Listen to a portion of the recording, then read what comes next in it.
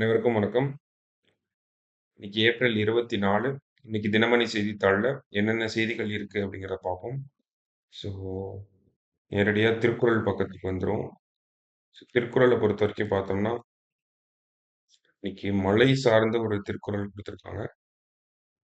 "வான்நின்று உலகம் வழங்கி வருதலால் தானமிழ்தம் என்றுணர் பாட்டு.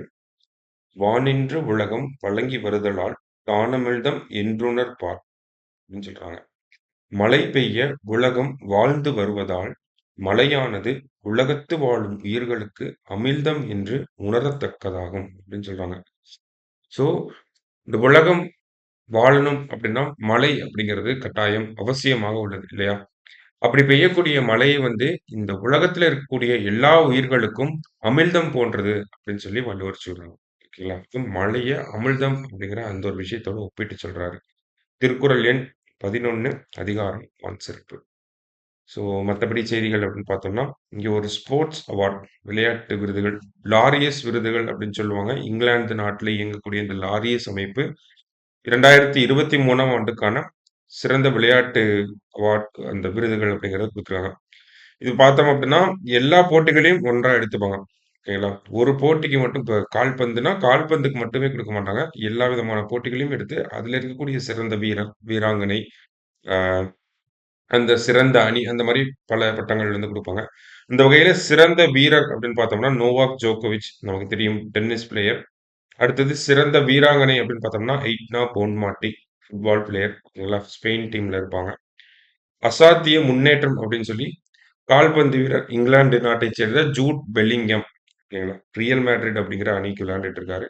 ஸோ அவருக்கு வந்து குடுத்திருக்காங்க. அந்த மாரி பார்த்தோம்னா, சிறந்த மாற்றுத்திறனாளி அப்படின்னு பார்த்தோம்னா, டை டீக்ரூட் வீல் சேர் டென்னிஸ் அப்படிங்கிற போட்டி. ஓகேங்களா? அதே மாரி சிறந்த அணி அப்படின்னு பார்த்தோம்னா, ஸ்பெயின் மகளிர் கால்பந்து அணி. ஓகேங்களா? ஸோ இந்த மாதிரி சில விருதுகள் குடுத்துருக்காங்க. சும்மா மேலோட்டமா பார்த்து வச்சுக்கோங்க. சரிங்களா? இவ்வளவு இம்பார்ட்டன்ட் இல்ல அது. அடுத்தது, பாதுகாப்புத் துறைக்கு 2023ல் அதிகம் செலவிட்ட நாடுகள் அப்படின்னு குடுத்துருக்காங்க. ஸோ பாதுகாப்புத் துறைக்கு பொறுத்தவரைக்கும் பார்த்தோம்னா, இந்த பாதுகாப்புத் துறைக்கு நிதி ஒதுக்கீடு செய்றது போன வருஷம் எவ்வளவு நிதி ஒதுக்கீடு செஞ்சிருக்காங்க ஒவ்வொரு நாடுகளும், எத்தன கோடி நிதி ஒதுக்கீடு செஞ்சிருக்காங்க. அந்த அடிப்படையில ஒரு பட்டியல தயாரிச்சு வெளியிட்டிருக்காங்க. ஓகேங்களா? ஸோ அந்த பட்டியல யாரு தயாரிச்சு வெளியிட்டிருக்காங்க அப்படின்னு பார்த்தோம்னா, ஸ்டாக்ஹோம் சர்வதேச அமைதி ஆராய்ச்சி நிறுவனம். ஓகேங்களா?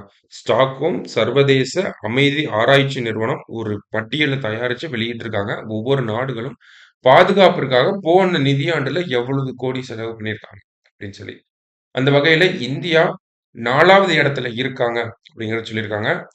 இந்தியா வந்து அதனுடைய காரணம் என்ன அப்படின்னு பார்த்தோம்னா, நமக்கு சைனா, பாகிஸ்தான் கூட இருக்கக்கூடிய இந்த பதட்டமான சூழல், அந்த மாதிரியான காரணங்கள்னால இந்தியாவுல இந்த பாதுகாப்பு துறைக்கு செலவிடக்கூடிய தொகை அப்படிங்கிறது முன்பேதும் இல்லாத அளவு கொஞ்சம் அதிகமாயிருக்கு அப்படிங்கிறத சொல்லியிருக்காங்க. எத்தன கோடி இந்தியா செலவு பண்ணியிருக்கு அப்படின்னு பார்த்தோம்னா, 8,360 கோடி டாலர்ஸ் வந்து இந்தியா பாதுகாப்புக்காக போன வருஷம் மட்டும் செலவு பண்ணியிருக்காங்க. ஓகேங்களா? ஸோ இது இந்தியாவுல தான் இந்த ஒரு அ பாதுகாப்புக்காக செலவிட்டுள்ள அந்த தொகை உயர்ந்திருக்கா அப்படின்னு பார்த்தோம்னா, உலக அளவிலயும் அப்படிதான் இருக்கு. உலக அளவுல பார்த்தோம்னா, நமக்கு நெறைய புவிசார் பிரச்சனைகள் அப்படிங்கிறது இருக்கு. ஓகேங்களா? இன்டர்நேஷனல் பொலிடிக்ஸ் அப்படின்னு சொல்லுவாங்கல்ல, ஜியோ பொலிட்டிக்ஸ்ன்னு சொல்லுவாங்கல்ல. அந்த மாரி நெறைய பிரச்சனைகள் இருக்கு நமக்கு.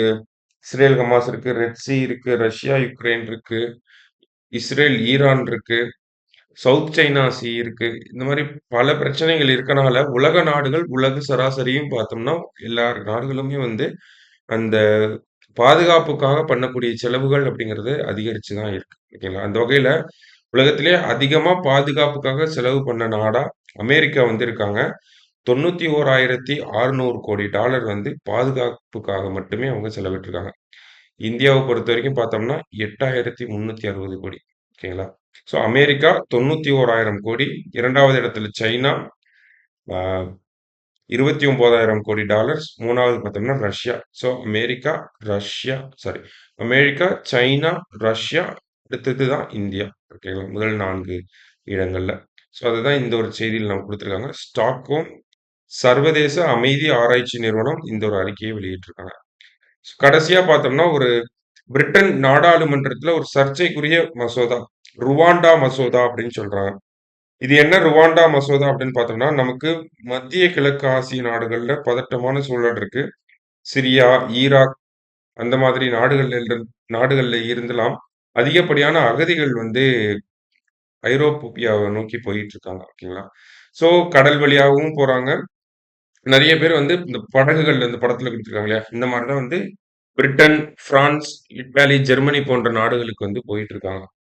ஸோ இந்த மாரி வரக்கூடிய அகதிகள் பார்த்தோம்னா, அவங்க கையில சரியான ஆவணங்கள் வந்து இருக்காது. அ சட்டத்துக்கு புறம்பாக தான் அவங்க வந்து அந்த நாட்டுக்குள்ள நுழைவாங்க. இல்லீகல் மைக்ரன்ட்ஸா தான் இருப்பாங்க. ஓகேங்களா? ஸோ அந்த மாரி வரக்கூடியவங்கள இந்த மாரி வரக்கூடிய அகதிகள வந்து பிரிட்டன் இந்த நாடாளுமன்றத்தில இந்த பாஸ் ஆன இந்த மசோதாவ வச்சு என்ன பண்ண போறாங்க அப்டின்னா, இந்த மாரி வரக்கூடிய அகதிகள வந்து ஆப்பிரிக்கால இருக்கக்கூடிய ருவாண்டா அப்படிங்கிற நாட்டுக்கு அனுப்ப போறாங்க. அங்க வச்சு அவங்களுக்கு தேவையான ஆவணங்கள் இருந்துச்சு அப்படின்னா, அவங்கள பிரிட்டனுக்குள்ள கொண்டு வருவாங்க. இல்லாட்டி மறுபடியும் எந்த நாட்டிலேருந்து வந்தாங்களோ அங்கேயே அனுப்பிருவாங்க. ஸோ இந்த மாதிரி ஒரு மசோதாவ வந்து தாக்கல் பண்ணியிருக்காங்க. அது நிறைவேறியும் இருக்கு. ஓகேங்களா? இன்னும் ஒப்புதலுக்காக வெயிட் பண்ணிட்டு இருக்காங்க. மன்னருடைய ஒப்புதலுக்காக வெயிட் பண்ணிட்டு இருக்காங்க. ஓகேங்களா? ஸோ அப்ப சட்டத்தில என்ன சொல்றாங்க அப்படின்னு பார்த்தோம்னா, பிரிட்டனுக்கு உரிய ஆவணங்கள் இன்றி வரும் அகதிகளை ருவாண்டாவுக்கு நாடு கடத்துவதற்கான சர்ச்சைக்குரிய மசோதாவுக்கு அந்த நாட்டு நாடாளுமன்றம் ஒப்புதல் அளித்தது அப்படின்னு சொல்லியிருக்காங்க. ஸோ எந்த நாட்டுக்கு அனுப்ப போறாங்க அப்படின்னு பார்த்தோம்னா, ருவாண்டா. ருவாண்டா அப்படிங்கிறது ஆப்பிரிக்கால இருக்கக்கூடிய ஒரு நாடு. ஸோ அடைக்கலம் கோரி அகதிகள் அளிக்கும் விண்ணப்பங்களை சரிபார்த்து, அவர்களுக்கு புகலிடம் அளிப்பது குறித்து பிரிட்டன் முடிவு செய்யும் வரை, அவர்கள் ருவாண்டா தலைநகர் கிகாலியில் உள்ள தடுப்பு முகாமில் தங்க வைக்கப்பட்டிருப்பார்கள். அப்படிங்கிறத சொல்லியிருக்காங்க. ஸோ இதுதான் சொல்றாங்க. அவங்க ப்ராப்பரான டாக்குமெண்ட்ஸ் இருந்துச்சு அப்படின்னா, அவங்க பிரிட்டனுக்குள்ள வரலாம். இல்லாட்டி ருவாண்டால இருப்பாங்க. அங்கிருந்து மறுபடியும் அந்த நாட்டுக்கே அனுப்பிருவாங்க. ஸோ இப்படி ஒரு சர்ச்சைக்குரிய மசோதாவ வந்து யாரு இன்ட்ரோடியூஸ் பண்ணியிருப்பாங்க அப்படின்னு பார்த்தோம்னா, இந்த ஒரு திட்டத்த 2022ல அப்போதைய பிரதமரா இருந்த போரிஸ் ஜான்சன் அவரோட திட்டம் தான் இது. அத இப்ப ரிஷி சுனக் அவர்கள் வந்து மசோதாவ கொண்டு வந்து நிறைவேற்றியிருக்காங்க. அரசியல் காரணங்களுக்காகவும் இத பண்ணியிருக்காங்க அப்படிங்கிறதையும் சொல்றாங்க. மனித உரிமைகள் ஐரோப்பியாவோட மனித உரிமைகள் ஆணையமும் சரி, மத்த மனித உரிமைகள் அமைப்புகளும் சரி, இந்த ஒரு திட்டத்துக்கு கடும் எதிர்ப்ப தெரிவிச்சுட்டு இருக்காங்க. ஆனா, நாடாளுமன்றத்தில நிறைவேறிருச்சு. அடுத்து என்ன ஆகும் அப்படிங்கிறத நம்ம பொறுத்திருந்தா பார்ப்போம். சரிங்களா? ஸோ இதுதான் இந்த ஒரு செய்தியில நம்ம பார்த்தோம். ஸோ மத்தபடி செய்திகள் அப்படிங்கிறது, இதெல்லாம் தான் இம்பார்ட்டன்ட் செய்திகளா இருந்துச்சு. ஓகேங்களா? மீண்டும் நாளை செய்தித்தாள் வாசிப்புல சந்திக்கலாம். நன்றி.